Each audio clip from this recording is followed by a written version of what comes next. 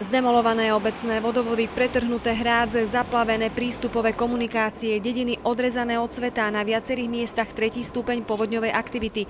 Tak toto vyzeralo v uplynulých dňoch vo viacerých obciach Staroľubovnianskeho okresu.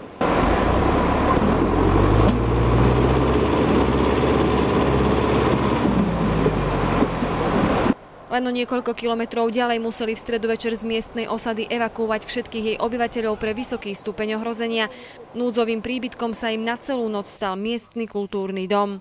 Boli niekedy také záplavy tu na u vás? No, to už keľo razy tu boli, nie také, jak teraz. Ja už mám 48 rokov, 49 budem, ešte takú vodu som nezažil jak dneska. Viacerí však konali nezodpovedne, ešte v noci utiekli späť do osady. Ráno sa ich polícia márne snažila dostať späť do dediny. Pozor! Polícia vyzýva všetkých občanov, aby opustili osadu. Čaká sa nová prílivová vlna. Opustite osadu a vráťte sa do kultúrneho domu. My chceme ísť tu na domu, aby sme sa aj vyspali. Sa nebojíte?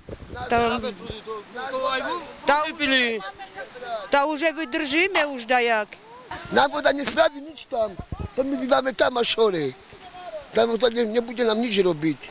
Starosta im pritom pripravil podmienky, aké nemal nikto v okolitých postihnutých obciach. Vo štvrtok navaril pre všetkých evakuovaných guláš.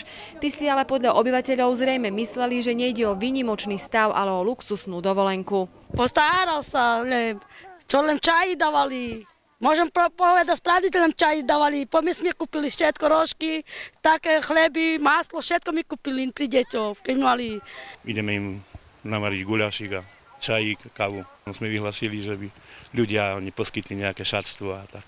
Predpoveď počasia na nasledujúce dni je našťastie optimistická.